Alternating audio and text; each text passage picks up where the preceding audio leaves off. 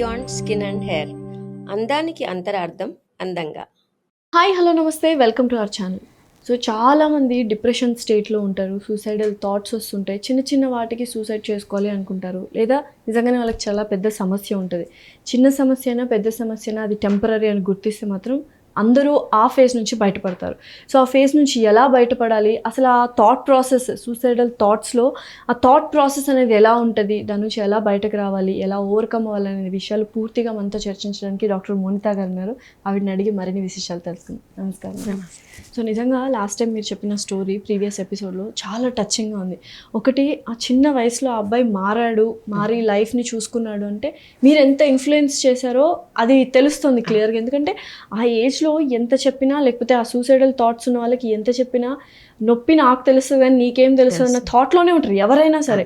But ఆ అబ్బాయి మారాడంటే ఆ ఇన్ఫ్లుయెన్స్ అనేది మీరు ఎంతగా ఇచ్చారో అర్థమవుతుంది. సో అలాంటి వాళ్ళకి, ఆ సూసైడల్ థాట్స్లో ఉన్న వాళ్ళకి థాట్ ప్రాసెస్ అనేది ఎలా ఉంటుంది ఫస్ట్ అది డిస్కస్ చేసుకుని తర్వాత ఎలా ఓవర్కమ్ అనేది డిస్కస్ చేసుకుని. సో 100% లాస్యా. సో ఇక్కడ మనం ఎట్లా స్టార్ట్ చేద్దామంటే, అసలు డెత్ గురించి మాట్లాడితే మనకి ఒక క్లారిటీ వస్తుంది. సో డెత్ ఫేజ్ అంటే ఏంటి? We think that everything is done, అయిపోయింది, ఇంకా క్లోజ్, ఓన్లీ అక్కడ బాడీ ఉంటుంది, we are released from all this worldly activities అని అనుకుంటాం కదా. సో ఈ నియర్ టు డెత్ ఫేజ్ ఎప్పుడు చూస్తాం మనము? మామూలుగా లైఫ్లో ఉన్నప్పుడు కూడా, అంటే మనం వేరు, మన మైండ్ వేరు. ఓకే, ఈ పడుకున్నప్పుడు ఇఫ్ యూ ఎక్స్పీరియన్స్ దట్, అసలు నువ్వు పడుకొని ఉంటావు బట్ ఏదో ఒక థాట్స్ వస్తుంటాయి కానీ అసలు నీకు అది తెలీదు. 8 hours 6 hours గడిచిపోద్ది నిద్రలో. ఓకే, అంటే ఆ ఫేజ్ ఏంటి అని అంటే నియర్ టు డెత్ ఫేజ్ అనమాట. పొద్దున్న లేస్తేనే బతుకున్నట్టు అంతే. ఓకే, సో ఈ డెత్ ఫేజ్లో ఏమవుతుందనంటే, పడుకునేటప్పుడు రాత్రి ఏ థాట్ ప్రాసెస్తో మనం పడుకుంటామో నెక్స్ట్ డే మార్నింగ్ కల్లా అదే థాట్ ప్రాసెస్ మళ్ళీ మేనిఫెస్ట్ అవుతుంది. గమనించావా ఎప్పుడైనా? రాత్రి నువ్వు ఒక చికాకుతో పడుకున్నావు, ఆ కలంతా అవే కళ్ళలోకి వస్తూ ఉంటాయి. పొద్దున్న లేవగానే కూడా ఆ చికాకే, నీ పొద్దున్న లేవగానే ఫస్ట్ థాట్ కూడా ఆ చికాకే, ఆ కోపమే తగ్గదు. అంటే ఒక మనిషి మీద చికాకో కోపమో ఉంది, ఒక సిచ్యువేషన్ టెన్షన్ ఉంది, అదే టెన్షన్తో నువ్వు లేస్తావు, మళ్ళీ పోదు కాదు. ఓకే, ఇదే విషయం మనం గమనించాల్సిన విషయం. మన డెత్ అప్పుడు లాస్ట్ సిచ్యువేషన్లో ఏ థాట్ ప్రాసెస్తో మనం పోతామో నెక్స్ట్ బర్త్ ఆ థాట్ ప్రాసెస్తోనే పుడతాం. ఓకే, సో ఇక్కడ మనం సూసైడ్ చేసుకోవాలనుకుని అంటే ఒక సిచ్యువేషన్ని ఎస్కేప్ అవ్వాలి, అంతేగా. నువ్వు ఫేస్ చేయలేకపోతున్నావు ఆ సిచ్యువేషన్, నువ్వు టెంపరీగానే ఆపినట్టు. It will come back to next life in your rebirth. ఇది మనకి ఎగ్జాంపుల్ ఎక్కడ కనిపించింది అని అంటే, మనకి సినిమాలేగా లివింగ్ ఎగ్జాంపుల్స్. ఓకే, 30 రోజుల్లో ప్రేమించడం ఎలా అని ప్రదీప్ మాచిరాజు సినిమా ఉంది. ఓకే, వాళ్ళిద్దరు ఒకళ్ళొకళ్ళు అంటే చాలా ఇష్టం, కానీ లాస్ట్ టైంలో చనిపోయేటప్పటికి ఒకళ్ళకి మీద ఒకళ్ళకి విపరీతమైన కోపం, ద్వేషం. నెక్స్ట్ జన్మలో ఎలా పుడతారు వాళ్ళు? అదే కొట్టుకుంటూ తిట్టుకుంటూ మొత్తం ద్వేషంతోనే పుడతారు. So last thought of your death is your first thought of your next birth. అప్పటిదాకా నీకు గుర్తు రాకపోయినా ఆ మనిషిని చూడగానే ఆ హేట్రెడ్ అంతా బయటకు వస్తుంది. ఇంకొక ఎగ్జాంపుల్ ఏంటి అని అంటే, మనం సినిమాలో సమంత ప్రేమ ఉంటుంది కానీ లాస్ట్ నిమిషంలో అతని మీద ఒకలాంటి విరక్తి, డౌట్, దాంతో పోతుంది. నెక్స్ట్ జన్మ సేమ్, తను చూడగానే మొత్తం అన్నీ గుర్తొచ్చేసి తనని అప్పటి నుంచి దూరం పెడుతుంది. ఎంత ప్రేమ ఉన్నా కూడా హేట్రెడే బయటికి కనిపిస్తూ ఉంటుంది. బికాస్ లాస్ట్ ఫేజ్లో తన ఏ ఫీలింగ్స్తో అయితే చనిపోయింది ఆ పర్సన్ మీద, అవే ఫీలింగ్స్ గుర్తొచ్చిన తర్వాత అవే ఫీలింగ్స్ ఉంటాయి. ముందు వేరేలా ఉన్నా గుర్తు రాకపోయినా అవే ఫీలింగ్స్ క్యారీ ఓవర్ అవుతున్నాయి, ఆ ఇంప్రెషన్స్ క్యారీ అవుతున్నాయి. అవి నిజాలే. సో ఈ మాటలు నేను చెప్పినవి కాదు. ఓకే, కథోపనిషద్ అనేసి మనకి నచికేతనుడికి యమధర్మరాజు బోధించిన విద్య, స్టోరీ ఆఫ్ డెత్. ఓకే, దాంట్లో కొన్ని ఫ్యాక్ట్స్ తీసుకొని మనం మాట్లాడుతున్నాం. కొంతమందికి పుట్టగానే ఓకే, ఒక 1-2 yearsకే వాళ్ళు బాగా పాటలు పాడటం, మృదంగం వాయించడం, మ్యూజిషియన్స్, 1 year పాపను చూసాను, చాలా టాలెంటెడ్, చక్కచక్క ఎక్కేస్తుంది స్టెప్స్. 1 year తర్వాత మంత్రాలు చదువుతుంది, భగవద్గీతలో ఇవన్నీ ఉన్నాయి. స్టోరీ వచ్చింది నిన్ననే, నేను చూసాను కూడా. సో ఈ ఇన్బోర్న్ టాలెంట్స్ అంటే ఎక్కడి నుంచి వచ్చాయి? ప్రీవియస్ బర్త్, పాస్ట్ జన్మల నుంచి మనకు వస్తాయి. పూర్వజన్మ సుకృతం అంటూ. సో కర్మ అంటే ఇక్కడ యాక్టివిటీ కాదు, ఐ మీన్ కర్మ అంటే ఫేట్ కాదు. ఫేట్ నా కర్మ అంటాం, కర్మ అంటే పని, వర్క్. కర్మ అంటే వర్కింగ్. ఆ వర్క్ ముందు ఏదైతే మనం చేస్తూ దాని ఎఫెక్టే మనం ఇప్పుడు సో కర్మ గురించి తర్వాత మాట్లాడుకుంటే, బట్ ఇది మనము క్యారీ ఓవర్ చేస్తున్నాం. సో ఈ సూసైడ్ టెండెన్సీ వచ్చి సూసైడ్ చేసుకున్నాం అనుకుంటే కనుక you are going to come with the same impressions, same problems in next life. No doubt in that. అందుకనే మీరు ఐడెంటికల్ ట్విన్స్ చూస్తాం, ఇద్దరు ఒకటేలాగా ఫేస్, ఫిజికల్ బాడీ అంతా ఒకటేలాగా ఉంటుంది, కానీ వాళ్ళ మైండ్ ఎవరి ఇంప్రెషన్స్ వాళ్ళవే. ఎందుకు అంటే అసలు ఆ థాట్ ప్రాసెస్లో ఏమవుతుంది అని పాయింట్కి వస్తే, మనం ఫిజికల్ బాడీ, దీని ఏమంటాం, స్థూల శరీరం అంటాం. సూక్ష్మ శరీరం అని ఒకటి ఉంటుంది మనకి, సటిల్ బాడీ అంటాం. అది మనకన్నా ఒక 12 inches ఎబో, మనకన్నా ఒక ఆరా లాగా మనకన్నా పెద్దగా ఉంటుంది మన బాడీ అన్న మన మైండ్ అనుకుందాం. ఈ mind it has a subtle ఇదనమాట. సో ఈ బాడీ ఓకే మన ఎనర్జీతో మేనిఫెస్ట్ అవుతుంది. సో నీ ఆరా బాగా ఉందంటే ఈ కాన్షియస్నెస్, నీ చుట్టూ ఉన్న ఈ ఆరా పాజిటివ్గా 10 మందిని ఎఫెక్ట్ చేసేటట్టుగా బాగుంటుంది. ఎప్పుడైతే నీ ఎనర్జీ హై ఉందనుకో, అంతేగా, నీ ఎనర్జీ హై ఉన్నప్పుడు you can effect other peoples with your high energy. అలా ఓకే. సో ఎనర్జీ లో అవుతుంటే ఏమవుతుంది, ఈ సటిల్ బాడీ మన ఫిజికల్ బాడీ కన్నా చిన్నగా అయిపోతుంది, ష్రింక్ అయిపోతుంది. ఎప్పుడైతే ఒక ష్రింక్ అయిపోయిన ఆ మైండ్ సెట్ లోపల ఉంటే యూ ఫీల్ సఫకేటెడ్, అంతేగా. ఊపిరి ఆడకున్నదే ఉన్న పాటుగానే ఆ సినిమా పాట కూడా ఉంది మనకి. ఆ టైంలో మనకి సఫకేషన్ ఎక్కువ తెలియదు, అసలు ఏం చేయాలనిపించదు, so we'll be totally in low energy phase. Inertia మనం అనుకున్నాం మూలాధార చక్రలో లోయెస్ట్ ఎనర్జీ, ఆ ఎనర్జీలో అక్కడికన్నా ఇంకా లోయెస్ట్ ఎనర్జీ ఫేజ్లో ఉండి ఎవరిని కలవకుండా ఏం మాట్లాడకుండా ఒక రూమ్లో ఉండిపోయి ఫుడ్ మానేసి ఏడ్చుకుంటూ కూర్చొని అసలు లేచి కిందకి వెళ్ళి ఫుడ్ తీసుకోవాలన్నా కూడా అది డిప్రెషన్ ఫేజ్. ఆ ఫేజ్ ఏంటంటే డిప్రెషన్ ఫేజ్, అట్లానే వస్తుంది ఆ ప్రాసెస్. ఆ టైంలో ఒక టైట్ జాకెట్ వేసుకుంటే మనకి ఎలా ఉంటుంది, తీయాలనిపిస్తుందిగా. టైట్ జాకెట్ వేసుకుంటే ఊపిరాడదు కదా. అలానే ఆ కాన్షియస్నెస్కి, ఆ ఎనర్జీకి మనకి ఆ బాడీలో ఉండాలనిపించదు. It wants to come out of that. అదే డిప్రెషన్ ఫేజ్. సో ఇలాంటప్పుడు అంటే ఇంత సఫకేటింగ్గా ఉన్నప్పుడు ఈ థాట్ ప్రాసెస్ అనేది ఇందాక అనుకున్నాం ఎలాంటి థాట్ ప్రాసెస్ ఉంటుంది, చాలా చక్కగా చెప్పారు, సఫకేటింగ్గా ఉంటుంది. సో ఈ సఫకేషన్లో నుంచి బయటకు రావాలంటే ఏం చేయాలి మీరు? ఈ సఫకేషన్ నుంచి బయటకు అంటే ఎనర్జీ లో ఫేజ్ అని అనుకుంటున్నాం కదా, ఎనర్జీ లోగా ఉంది. Okay, first and foremost thing we have to activate our Muladhara chakra. So music వినాలి. మ్యూజిక్ వినటం స్టార్ట్ చేస్తే, ఇంతకుముందు ఎపిసోడ్లో ఎమోషన్ మేనేజ్మెంట్ గురించి మాట్లాడుకుందాం. బద్ధకంగా ఉంటేనే మ్యూజిక్ పెడితే, ఇక్కడ ఒక క్వశ్చన్, మ్యూజిక్ అంటే మళ్ళీ చాలా మంది అవే లవ్ ఫెయిల్యూర్ సాంగ్స్ అలా కాదు, అలా ఉంటుంది. ఎటువంటి మ్యూజిక్ వినాలి? That's what. మూలాధార చక్ర యాక్టివేట్ అవ్వాలంటే డ్రమ్స్. ఓకే, హెవీ సౌండ్ ఉన్న డ్రమ్స్, హార్డ్ రాక్ మ్యూజిక్ అంటాం కదా, డ్రమ్స్. స్ట్రింగ్ మ్యూజిక్ ఇంకొక లెవెల్ ఆఫ్ చక్రాస్ని యాక్టివేట్ చేస్తుంది. సో ఫస్ట్ థింగ్ ఏంటంటే కొంచెం మంచిగా బాగా బీట్ ఉన్న సాంగ్స్ వింటే, not love failure songs. Again string music, flute music వేరే చక్రాస్ని యాక్టివేట్ చేస్తుంది, బట్ మూలాధార చక్రాన్ని యాక్టివేట్ చేసేది డ్రమ్స్ అండ్ హెవీ సౌండ్స్. దాన్ని యాక్టివేట్ చేసుకుని okay. Second thing exercise.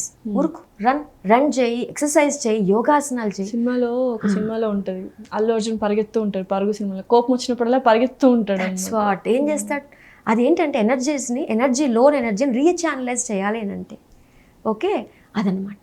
You have to run or exercise, do something which activates your energy, which uplifts your energy or which will re-channelize your energy. Okay, so exercise చేసే వాళ్ళకి, regular exercise చేసే వాళ్ళకి, యోగా ఆసనాలు చేసే వాళ్ళకి ఆ tendency ఆలోచనలే రావు. ఎందుకంటే అసలు ఆ కింద దాకా ఎనర్జీ వెళ్ళదు. దాన్ని ఎట్లాగైనా వాళ్ళు ఓవర్కమ్ చేస్తారు. అండ్ బ్రీతింగ్ అనుకున్నాగా, ఎప్పుడైతే బ్రెత్ మీద కాన్సన్ట్రేట్ చేస్తామో, if you start breathing completely, mind ఆటోమేటిక్గా మారిపోతుంది. చికాక్లో ఉన్న, కోపంలో ఉన్న, మనం అనుకున్నాం కదా బ్రీతింగ్ ఎలా ఉంటుంది, కోపంలో ఉంటే ఎలా ఉంటుంది, ఫాస్ట్గా ఉంటుంది. ఓకే, అండ్ సాడ్నెస్లో ఉంటే అసలు బ్రీత్ చేయము. ఎప్పుడో ఒకసారి ఏడుస్తూ లాస్ట్కి ఎక్కిళ్ళ టైప్లో ఆ బ్రీత్ చేసుకుంటాం. సో సాడ్నెస్లో బ్రీత్ చేయం, కోపంలో, చికాక్లో will be doing more breathing. So ఈ రెండింటిని కవర్ చేసేది ఏంటి, coming to the present mode, taking long breath. So pranayama is again a third source where it will regain your energy back. So it's a phase of low energy and దీన్ని escape చేయటం వల్ల జరిగేది ఏమీ లేదు. Overcome చేయాలి అంతే, face చేయాల్సిందే. Overcome ఎలా చేయాలంటే these 3 things mainly. Yes. So ఇప్పుడు పడుతున్న కష్టాలు, సో కాల్డ్ ఫైనాన్షియల్ కష్టాలు అనుకుందాము, పేరెంట్స్ వల్ల కష్టాలు అనుకుందాం, పిల్లల వల్ల కష్టాలు అనుకుందాము, రిలేషన్షిప్ వల్ల కష్టాలు అనుకుందాం, సిచ్యువేషన్కి సకం అయిపోతాం మనం. అదంతా ఏంటి అని అంటే, నువ్వు లాస్ట్ జన్మలో దాన్ని దాటేసుకుంటూ వచ్చినవి ఇప్పుడు ఫేస్ చేయాల్సి వస్తుంది. నువ్వు ఇప్పుడు కూడా ఫేస్ చేయకపోతే ఇంకెప్పుడు ఫేస్ చేస్తావు? మళ్ళీ మళ్ళీ you are born like that. So ఇవన్నీ మనకి లివింగ్ ఎగ్జాంపుల్సే, తెలుసుకోవాల్సిన విషయాలు. సో ఎక్కడ ఎస్కేప్ అన్న ప్లాన్ మార్చేసి ఫేస్ చేస్తూ దీన్ని ఇంత మంచి యూట్యూబ్లోనే మన ఛానల్స్లోనే ఎంత మోటివేషనల్ స్పీకర్స్ ఉన్నారు, ఎంత మంచి మాటలు మాట్లాడుతున్నారు. బట్ మాటలు విన్నంత మాత్రాన జరగదు, మాట ఆలోచన థింగ్స్ మీరు ఏవైతే చెప్పారో సోర్సెస్ ప్రాణాయామ, ఫుడ్ బాగా తినాలి. ఎందుకంటే డిప్రెషన్లో తినరు ఫుడ్ కూడా, వాళ్ళకి ఎనర్జీ ఎక్కడి నుంచి వస్తుంది? సో ఆ లో ఎనర్జీ ఫేజ్ని ఇంకా ఎస్టాబ్లిష్ చేసుకుంటూ ఉంటారు. సో కొంతమంది చెప్తారు, నేను కూడా అంతే, బాగా స్ట్రెస్ వచ్చినప్పుడు, వర్క్ ఎక్కువ ఉన్నప్పుడు ఐ ఈట్ మోర్, బికాస్ ఆ టైంలో ఎక్కువ తింటే ఎనర్జీ అయినా అక్కడి నుంచైనా వస్తుంది. నేను తినకపోతే నాకు ఉన్న వర్క్కి ఇంకా కష్టం అవుతుంది. సో ఫుడ్ తినటం, ప్రాపర్గా పడుకోవటం, ఇందాక అనుకున్నట్టు మనము అండ్ బ్రీతింగ్ చేయటం, పీస్ ఆఫ్ మైండ్ అప్పుడే రాదు, అట్లీస్ట్ ఎనర్జీని రీఛానలైజ్ చేసుకోవాలి. Okay, so superb. అంటే థాట్ ప్రాసెస్ అనేది ఎలా ఉంటుంది అని చెప్పారు, అండ్ అలాగే దాని నుంచి ఎలా ఓవర్కమ్ అవ్వాలి, చాలా సింపుల్ థింగ్స్ ఇవి మనం అనుకోవాలి. జస్ట్ ఎవరైతే ఆ డిప్రెషన్ మోడ్లో ఉంటారో వాళ్ళు అలా అనుకుంటే they will come out of it, వాళ్ళు ట్రై చేయాలన్నమాట. సో నాకేమనిపిస్తుందంటే ఈ డిప్రెషన్ వచ్చినప్పుడు కూడా ఏంటి అంటే మెయిన్ థింగ్, నీకన్నా పక్కన వాళ్ళు ఎక్కువ, నీకన్నా సిచ్యువేషన్ ఎక్కువ. కరెక్ట్. ఇక్కడ మనము సిచ్యువేషన్లో ఏ విషయంలో అయినా కాస్త సెల్ఫ్ రెస్పెక్ట్ అండ్ సెల్ఫిష్నెస్గా ఉండాలి, డెఫినెట్లీ సెల్ఫ్ రెస్పాన్సిబిలిటీగా ఉండాలి. ఒక పర్సన్ మనని ఇంత భయంగా హేట్ చేసినాడంటే, హట్ చేసినాడంటే నువ్వు ఇచ్చిన ఛాన్సే, నువ్వే నేను దాసోహం అయిపోయి, నువ్వే నా బతుకు, నువ్వే నా కన్ని అని చెప్పి మనం ఒకటి చేయటం వల్ల అతను నీ మీద తాండవిస్తున్నాడు. ఆర్ఎల్స్ అసలు అతను చేయట్లే, నీ థాట్ ప్రాసెసే అతని పట్ల నీకు విపరీతమైన హేట్నో లవ్నో క్రియేట్ చేస్తాను, నీ థాట్ ప్రాసెసే. అంటే నీకన్నా పక్కన మనిషి ఎక్కువ, నీకన్నా సిచ్యువేషన్ ఎక్కువ, అంతేగా. So you have to like ఇది నువ్వే ఎక్కువ, అన్నిటికన్నా నువ్వే ఎక్కువ అను. ఇంకొక పాయింట్ ఏం చేయొచ్చు అంటే 10 మందితో కలిసినప్పుడు వాళ్ళ కష్టాలు వింటే, ఏదో హాయ్ హలో కాకుండా నాకు ఈ కష్టాలు ఉన్నాయంటే ఇంకొకటి వస్తాడు, ఇంకో ఫ్రెండ్ వస్తాడు. నేను చాలాసార్లు ఇది చేస్తుంటాను, ఎందుకంటే నేను ఒక ప్రాబ్లంలో ఉన్నాను అనుకో, నా క్లినిక్లో కూర్చొని అక్కడ నా దగ్గరకు వచ్చిన వాళ్ళతో, కొంచెం క్లోజ్గా ఉన్న వాళ్ళతో, ఏంటి నువ్వు ఎన్నిసార్లు ఎందుకు వస్తున్నావు, ఇంత కష్టం ఏముంది ఇక్కడ అంటే బోర్ మా నేర్చి వాళ్ళ కష్టం చెప్పినప్పుడు, అయ్యో నా కష్టం ఇంత చిన్నది కదా, నా ప్రాబ్లం ఇంత చిన్నది కదా, ఇంత చిన్నదానికే నేను ఇంత డిప్రెస్ అయిపోతున్నానా, అయ్యో నాకన్నా పెద్ద కష్టాలు చాలా ఉన్నాయి కదా. నువ్వు కూడా చూస్తున్నావు బోల్డ్ అంతమంది ఎంత physically handicapped, okay mentally handicapped, వాళ్ళ పేరెంట్స్ ఎట్లా చేస్తున్నారు, మీరు కూడా. అంటే ఏంటి, మన కష్టం చాలా చిన్నది అను, దాన్ని మనం పెద్దగా చేసుకొని హైలైట్ చేసుకుంటూ వస్తాం. సో ఫస్ట్ మన కష్టం చిన్నది అనుకోవటం, నేను ప్రియారిటీ, ఇక్కడ మనిషి ఆ ఎదుటి వాళ్ళు కాదు ప్రియారిటీ, నన్ను నేను కాపాడుకోవాలి, నేను ఇక్కడ విత్స్టాండ్ అవ్వాలి. నా హెల్త్ ఎంత డ్యామేజ్ అవుతుంది డిప్రెషన్ వల్ల అనేది గుర్తించి, హెల్త్ మైండ్ రెండు డ్యామేజ్ అవుతున్నాయి అను. మెయిన్గా పెళ్ళైపోయి పేరెంట్స్, పిల్లలు ఉన్న వాళ్ళు అటెంప్ట్ సూసైడ్ చేయాలనిపించినప్పుడు కూడా ఒకటి అంటే రేపు నీ పిల్లల్ని కూడా ఇలా సిచ్యువేషన్ నుంచి పారిపోమని నువ్వు ఆన్సర్ ఇస్తున్నట్టేగా వాళ్ళకి. పైగా అది పక్కన పెట్టేస్తే పిల్లలు ఎలా ఉంటారు నువ్వు లేకున్నా, అసలు ఎలా ఉంటాం, పక్కన ఎలానో ఉంటారని అనుకుంది already, okay. But you are giving answer to them that you also commit suicide, you also escape from the situation, setting an example for them. మన పిల్లలకి మనమే హీరోయిన్స్, మనం చూస్తూనే బతుకుతారు. అండ్ అసలు సక్సెస్ ఫెయిల్యూర్ అన్నది రెండు రిలేటివ్ వర్డ్స్, అంటే దే ఆర్ జస్ట్ దాన్ని ఏమంటారు, రిలేటివ్ వర్డ్స్ తప్ప. ఒకడికి నీకు సక్సెస్ అనిపించవచ్చు, వాడు సక్సెస్ అయినా అనిపించవచ్చు, వాళ్ళని అడిగితే సక్సెస్ఫుల్ కాదు నాకు ఇది అని అంటాడు. సో ఈ సక్సెస్ ఫెయిల్యూర్ వచ్చింది నాకు అన్న పాయింటే లేదు, అది టర్నింగ్ పాయింట్ మాత్రమే, ఒక ట్విస్ట్ మాత్రమే, ఆర్ఎల్స్ ఒక కామా మాత్రమే. నువ్వు దాన్ని అక్కడ ఎండ్ చేయాలనుకుంటే అది ఎండ్ అవ్వదు, you are going to carry for next life. So ఈ ఆలోచనలు వచ్చినప్పుడల్లా ఒక చిన్న అవేర్నెస్, చిన్న ఎరుక, okay this is a temporary phase, I have to అనుకుంటే చాలు. ఇంకా ఎందుకంటే నువ్వు ఆలోచించు, ఒకసారి నువ్వు బాగా కష్టం వచ్చి ఏడుస్తావు, ఆ రోజు అంతా ఏడుస్తావు, నెక్స్ట్ డే కూడా ఏడుస్తావు, దాని తర్వాత ఎట్లా ఒకట్లా బయటికి రావాలనుకుంటావు. ఒక వారం తర్వాత అడిగితే అప్పుడు బాగా ఏడ్చా కదా, అసలు అది నీకు ఒక దాటిపోతాను దాన్ని. ఒక సంవత్సరం తర్వాత ఎందుకు ఏడ్చావు కూడా గుర్తుండదు. ఇప్పుడు చాలా మంది అంతే, ఇప్పుడు లవ్ లో పెళ్లికి ముందు ఫెయిల్ అయిన తర్వాత మళ్ళీ పెళ్లి చేసుకొని అయిన తర్వాత అప్పుడు ఆలోచిస్తే ఓకే ఎంత ఫూలిష్ గా బిహేవ్ చేసాము అనే మాట ప్రతి ఒక్కరు ఏదో ఒక ఫేజ్ లో అంటారు. మనం ఏదైతే సీరియస్ ఇష్యూ అనుకుంటామో చాలా ఫూలిష్ గా అనిపిస్తుంది. 100%. సో ఇవన్నీ ఏంటంటే మనం అనుకోవటంలోనే ఉంటుంది, దానికే ఎనర్జీ మేనేజ్మెంట్ చాలా చాలా ముఖ్యం. ఇక్కడ చాలా చాలా బ్యూటిఫుల్ గా చెప్పారు. Thank you so much.